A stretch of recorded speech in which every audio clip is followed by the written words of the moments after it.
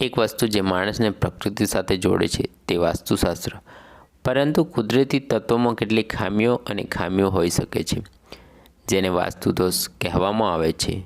તેથી વાસ્તુદોષનો સામનો કરવા માટે લોકોએ કેટલીક સરળ વાસ્તુ ટિપ્સનું પાલન કરવું પડશે, જે તેમના જીવનને વધુ આનંદમય અને સફળ બનાવી શકે છે.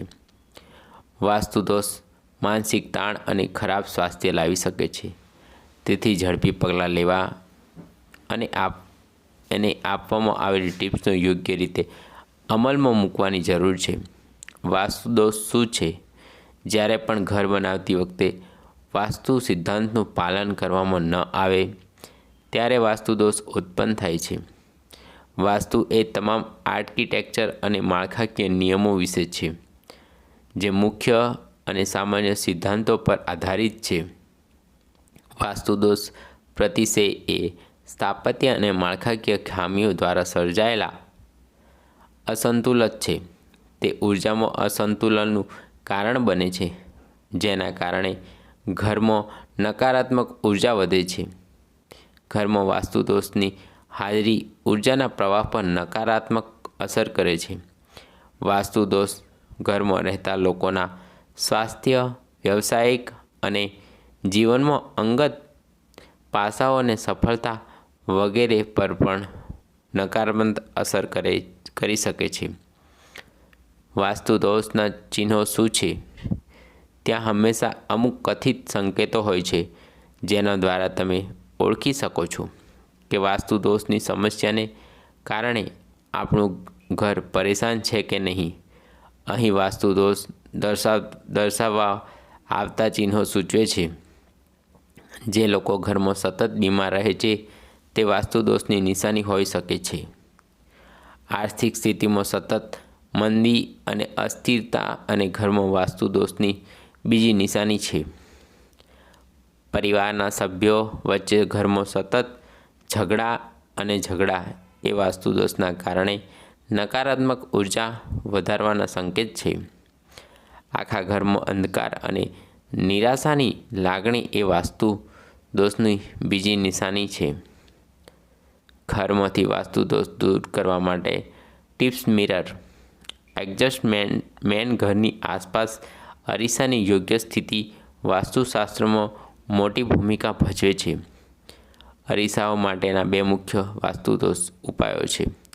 પ્રવેશદ્વારની સામે અરીસો ન મૂકવો અને ધ્યાનમાં રાખો કે બેડની સામે અરીસો ન હોવો જોઈએ. વાસ્તુદોષ માટે માછલી. તમારા ઘરમાં એક્વેરિયમ મૂકવું એ એક શ્રેષ્ઠ ઉપાય છે જેના ઘણા લોકો અનુસરે છે. વધુ સારી અસર માટે એ લિવિંગ રૂમના ઈશાન ખૂણામાં લક્ષી હોવું જોઈએ. વાસ્તુદોષ માટે પિરામિડ યંત્ર. કાચ અને પથ્થરમાંથી બનેલા પિરામિડ તમને નકારાત્મક ઉર્જાને બીજી જગ્યાએ વાળવામાં મદદ કરી શકે છે. પિરામિડ માટે યોગ્ય સ્થળ તમારા ઘર અથવા ઓફિસ વિસ્તારના પ્રવેશદ્વાર પર હશે. ઘોડાની નાળનો ઉપયોગ. વાસ્તુશાસ્ત્રમાંથી એ હકીકત છે કે ઘોડાની નાળ સારા નસીબ અને નવી તકો લાવી શકે છે. ટાળવા માટે એક વસ્તુ, તેને ઊંધી મૂકવું, કારણ કે તે તમામ ખરાબ નસીબને દૂર કરે છે. બેડરૂમના રંગો સકારાત્મક વાઇબ્સ લાવવામાં ખૂબ જ પ્રભાવિત છે. પીળો રંગ માસ્ટર બેડરૂમમાં વધુ સકારાત્મક ઉર્જા આકર્ષે છે. તમે વાદળી અથવા લીલો પણ પસંદ કરી શકો છો. લિવિંગ રૂમમાં કૌટુંબિક ચિત્ર વસવાટ કરો છો. ખંડની મધ્યમાં મૂકવામાં આવેલા પરિવારના તમામ સભ્યોની સારી ગુણવત્તાવાળી તસવીર તમને સુરક્ષિત રાખવામાં મદદ કરી શકે છે. આ અત્યાર સુધીની સૌથી મહત્ત્વપૂર્ણ વાસ્તુ ટિપ્સ છે જેને દરેક વ્યક્તિએ અનુસરવી જોઈએ. તે સંબંધોને મજબૂત બનાવે છે અને બોન્ડિંગ કાયમ માટે ટકી રહે છે. ફાયદાકારક જોઈન્ટ. ઈશાન વિસ્તારમાં તુલસીનો છોડ રાખવો તમારી નોકરી અને અંગત જીવન માટે ખૂબ જ ફાયદાકારક સાબિત થઈ શકે છે. ખાતરી કરો કે તેની ઊંચાઈ 2 મીટરથી વધુ ન હોય. શૈક્ષણિક શ્રેષ્ઠતા વિદ્યાર્થીઓને શૈક્ષણિક ક્ષેત્રે આગળ વધવા માટે પરીક્ષાની તૈયારી કરતી વખતે તેમને પૂર્વ તરફ મુખ કરો. તે એકાગ્રતામાં વધારો કરે છે અને વિદ્યાર્થી માત્ર હાથમાં રહેલી મહત્ત્વની બાબતો પર ધ્યાન કેન્દ્રિત કરે છે. શંખ ફૂંકવો. શંખ ફૂંકવાથી અનેક ફાયદા થાય છે. સૌથી મહત્ત્વપૂર્ણ ફાયદામાંનો એક એ છે કે તે વાસ્તુ દોષને દૂર કરવામાં મદદ કરે છે. ઘરમાંથી નકારાત્મક ઉર્જા દૂર કરવા માટે તમારા ઘરના મંદિરમાં શંખ રાખો અને તેને નિયમિતપણે ફૂંકો. શંખમાંથી નીકળતા ધ્વનિ નકારાત્મક ઉર્જાને દૂર કરવાની ચાવી છે, જે વાસ્તુ દોષની હાજરીને કારણે ઉત્પન્ન થાય છે. શંખને પૂજા રૂમની ઉત્તર, પૂર્વ અને ઈશાન દિશામાં મૂકવો જોઈએ. રિંગ બેસ વાસ્તુ અનુસાર ઘંટ વગાડવાથી વાસ્તુ દોષ દૂર કરવામાં મદદ મળી શકે છે, કારણ કે જ્યારે તમે ભગવાનની પ્રાર્થના કરો છો ત્યારે તે વાગે છે. આમ પ્રાર્થના કરતી વખતે ઘંટ વગાડવાથી ઘરમાંથી નકારાત્મક ઉર્જા દૂર થાય છે. ફોક્સ સીલિંગ નીચે સૂવું. શું તે વાસ્તુ દોષ હોઈ શકે છે? શું તમે તમારા ઘરમાં નકારાત્મક ઉર્જાની હાજરી અનુભવો છો? શું તમે સવારે ઉઠો ત્યારે ચિંતા અનુભવો છો? શું આ બધી સમસ્યાઓ પાછળનું કારણ તમારા ઘરની ખોટી છત અથવા તમારી છતમાંથી બીમની હાજરી હોઈ શકે છે?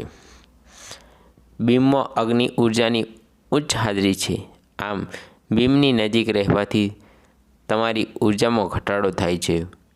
જો તમે બીમની નજીક સૂતા હોય અથવા જો તે તમારા બાળકના બેડરૂમમાં હોય તો પછી તેઓ બીમને કારણે પીડાતા હોઈ શકે છે. તમારા બેડરૂમમાં બીમ રાખવાથી ગંભીર સ્વાસ્થ્ય સમસ્યાઓ પણ થઈ શકે છે, કારણ કે બીમની ઉર્જા હકારાત્મક નથી. ખૂણો ખૂટી જવાથી વાસ્તુ દોષ માટેના ઉપાય. જો ઘરમાં ખૂટતો ખૂણો અથવા કટ કોર્નર હોય તો તેની ગંભીર નકારાત્મક અસર થઈ શકે છે. આ વાસ્તુ દોષની અસર આર્થિક નુકસાન, અસ્થિરતા, પરિવારના સભ્યોના કિસ્સામાં સ્વાસ્થ્ય સમસ્યાઓ સુધીની હોઈ શકે છે. તેથી આ વાસ્તુ દોષની અસરને સંતુલન કરવા માટે અહીં કેટલાક ઉપાયો છે જેને તમે અનુસરી શકો છો. ઘરમાં કોઈ વ્યૂહાત્મક જગ્યાએ વાસ્તુ હેલિક્સ મૂકો. તમે તમારી ઓફિસમાં હેલિક્સ પણ મૂકી શકો છો. ખાતરી કરો કે હેલિક્સ યોગ્ય રીતે મૂકવામાં આવે છે. વાસ્તુ પિરામિડ. કેટલાક કિસ્સાઓમાં તમારા ઘરમાં વાસ્તુ પિરામિડ રાખવું પણ ફાયદાકારક છે. વિવિધ હેતુઓ માટે વિવિધ પિરામિડનો ઉપયોગ થાય છે. તેથી ઉપયોગ કરતા પહેલાં નિષ્ણાતની સલાહ લો. કાળજી સાથે અને યોગ્ય દિશા સાથે પિરામિડ મૂકો. ધૂપ સળગાવો. ઘરમાં ધૂપ સળગાવવાથી નકારાત્મક શક્તિઓ અને વાસ્તુ દોષો દૂર કરવામાં મદદ મળે છે. વાસ્તુ દોષનું સંચાલન કરવાની શ્રેષ્ઠ રીત એ કે ખૂટતા ખૂણાના વિસ્તારમાં થોડો ધૂપ કરવો. ઘર પર વાસ્તુ દોષની અર્થ વાસ્તુ દોષને ઘણીવાર વિવિધ પ્રકારો હેઠળ વર્ગીકૃત કરવામાં આવે છે, પરંતુ વાસ્તુ દોષનો પ્રકાર ગમે તે હોય તે તમારા ઘરની અસર કરે છે અને ઘરમાં સંતુલન લાવે છે. આવો જાણીએ ઘરમાં વાસ્તુ દોષની કેટલીક સામાન્ય અસરો. ઈશાનનો વાસ્તુ દોષ. ઈશાન ખૂણાનો વાસ્તુ દોષ કૌટુંબિક, વ્યાપાર અને કાયદાકીય બાબતોને લગતા વિવાદનું કારણ બને છે. ઉત્તર પશ્ચિમ દિશાના વાસ્તુ દોષ. ઉત્તર પશ્ચિમ દિશાના વાસ્તુ દોષને કારણે ઘરમાં કાનૂનની સમસ્યાઓ આવે છે. દક્ષિણ પૂર્વના વાસ્તુ દોષ. દક્ષિણ પૂર્વના વાસ્તુ દોષની દિશા સંબંધની સમસ્યાઓ, ભારે ખર્ચ, લગ્નમાં વિલંબ વગેરે તરફ દોરી શકે છે. દક્ષિણ પૂર્વ દિશામાંનો વાસ્તુ દોષ. દક્ષિણ પૂર્વ દિશા સાથે સંબંધિત વાસ્તુદોષ ઘરની મહિલાઓ માટે આગ, સ્વાસ્થ્ય સમસ્યા, તણાવ અને